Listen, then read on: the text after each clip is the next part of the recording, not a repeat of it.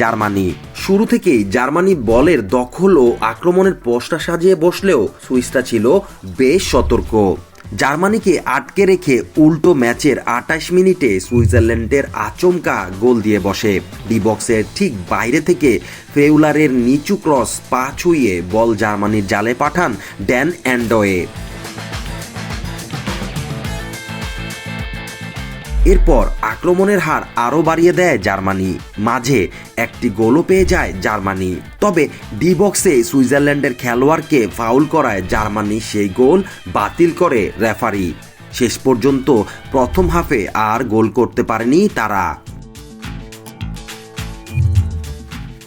দ্বিতীয় হাফেও একের পর এক আক্রমণ করে সুইজারল্যান্ডের গোলরক্ষককে ব্যস্ত রাখে হারভার্ট সানেরা। তবে ম্যাচের শেষ দিকে প্রত্যাশিত গোলের দেখা পায় তারা।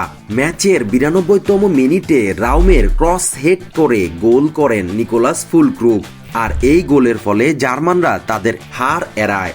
শেষ মুহূর্তে গোল খেয়ে পয়েন্ট হারালেও শেষ ১৬ নিশ্চিত হয়েছে সুইজারল্যান্ডের।